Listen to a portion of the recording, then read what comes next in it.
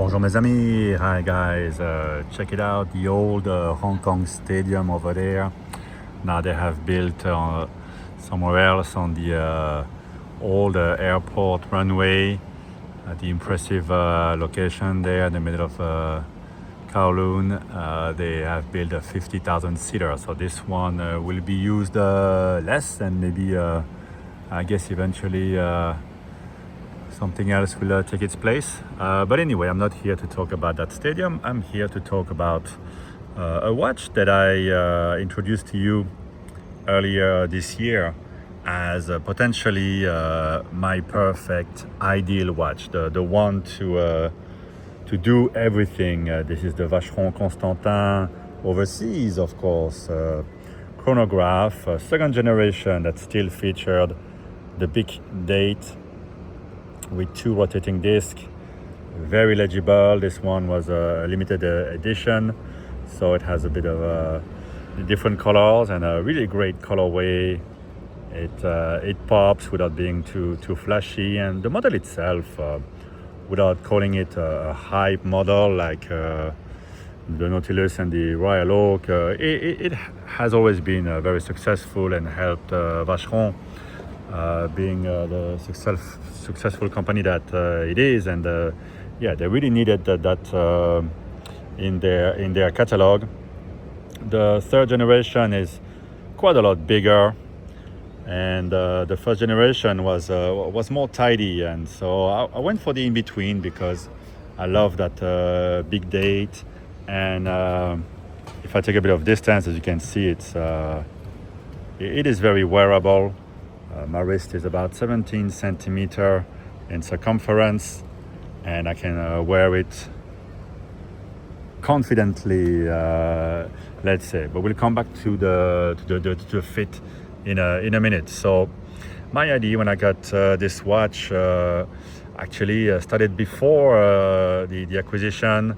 I made a list of everything I love in a watch, and if I was just trying to find the perfect watch, and I wanted to have a good brand, very good brand, if possible, a manufacturer. I wanted to have a date, if possible, which, I mean, you could say the Daytona is the perfect all-rounder chronograph with a good pedigree and everything, but yeah, I thought a date, and not a date at the 4:30, is a bit of an extra. I love chronographs, so I wanted to, ideally, I'd love to have a chronograph. I like to have lume to see the time at night. It has to be very legible, has to fit my wrist, obviously, and feel comfortable. Has to have the right colors, something that's very wearable. I've changed the strap. It's a Vacheron strap, but it comes originally with the black strap and the double deployant clasp, and I have those, but I wanted to have a blue strap, and I put one of my very cheap clasp because for me it's easier. I prefer this than the folding clasp, which were really a pain to use. What else? The refinements, obviously accuracy, being anti-magnetic, always good to have. So let's just put that under being a reliable watch. And of course, if you go for a good brand, you'll get that.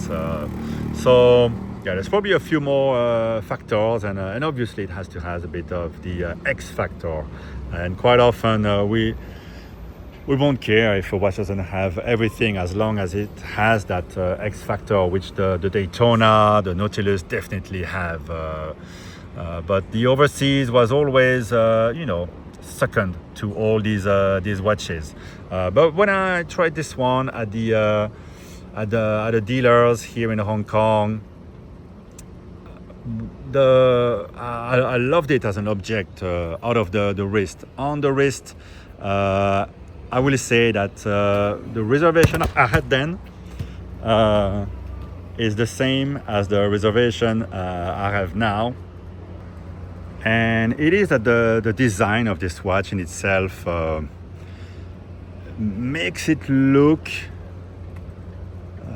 larger than it really is. It's only 12 millimeter or so, I think, of thickness, but it's 42, I think, in a diameter, which it's a bit much for me. Although I can wear it, I really prefer 39, and pretty much all my other watches, my favorite watches, are 39 millimeters.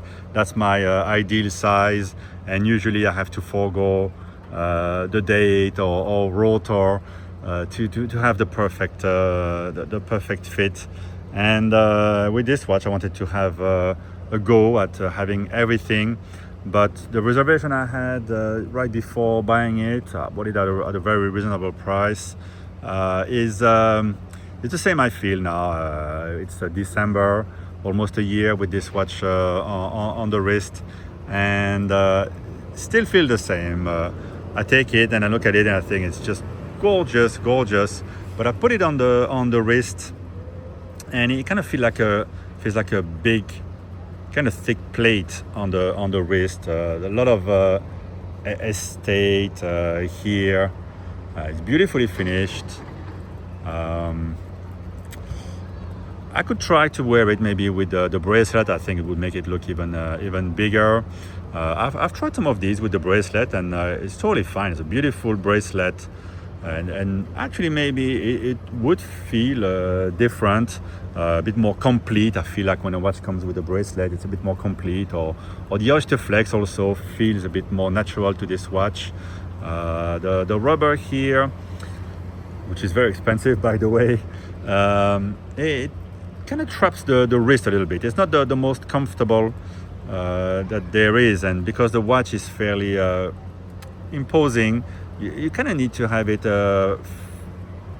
fairly tight to the wrist, and after a while I feel like it's not the most comfortable. And so, have I been wearing it every day and since I got it a few months ago, early in the year? Well, no, not at all.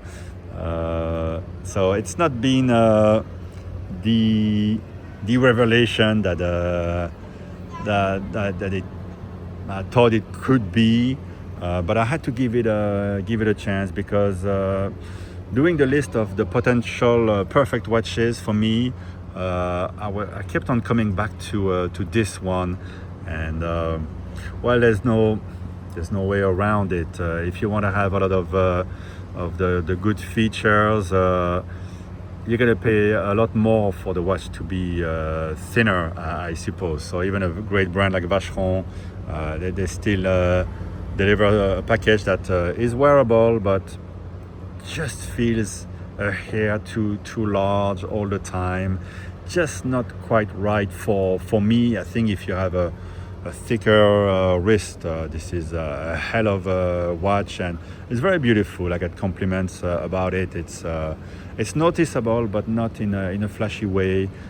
You can tell that it's just really well made. The way it catches the light, the finishing of it, the beautiful subdials, and I love the functionality of the big date and the big minute track. My eyes have gotten pretty bad, so this is just as good as it gets to have a larger minute track. Well done for that, Vacheron. You still have the running second, which many watches, like Patek watches, sometimes don't have with their multi-complication chronographs.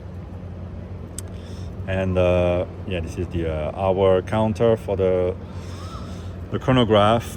Yes, you have those pesky around the pusher, the pesky screws, but they keep the watch more water resistant, 120 meters, so you're not tempted to use them underwater. Not really a watch that you want to take on the water, but you totally can. It's made for that. I keep it over the sea. Good pun. But they're very they're very easy to unscrew, and you can even do it with the watch still on the wrist. And the pusher feel, by the way, so it's not a full manufacturer caliber, but it's very modified. So I think it's an ébauche of Frédéric Piguet, I want to say chronograph, but modified to have the big date. and the feel of the pusher is the best I've ever tried. And I've tried longer. This is exceptional, so smooth but precise at the same time. Really top-notch pusher. A real pleasure to use. The crown is screwed down as well. And by the way, that thing around in front of the crown, it's kind of adds also to the mass of the visual mass of the watch.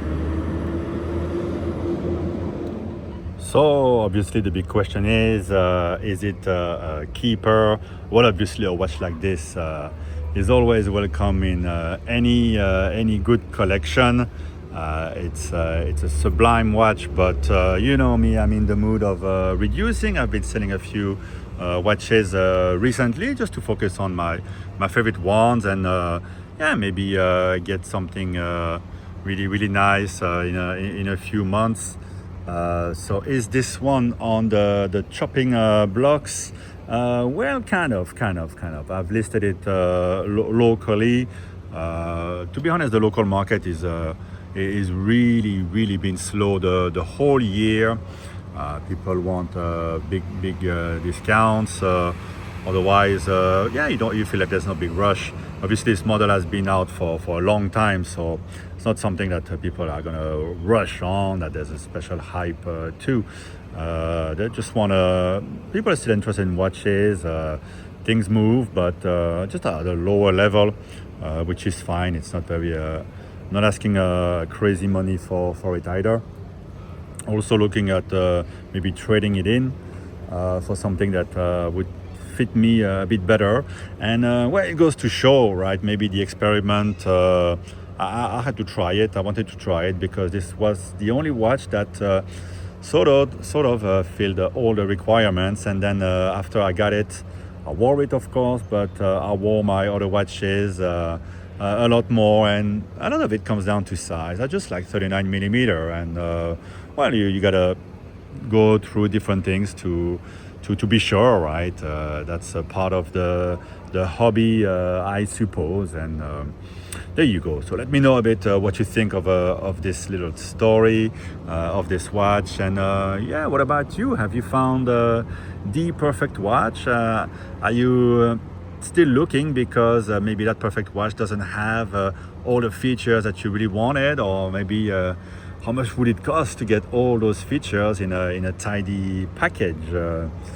Well, at least the good thing about it is that the search continues, and it's never over, and that's in itself it's a good conclusion, right? Otherwise, if you have the perfect watch, well, the hobby is kind of over, and the fun is to always look for the next one. All right, guys. Bye bye. Thank you for listening.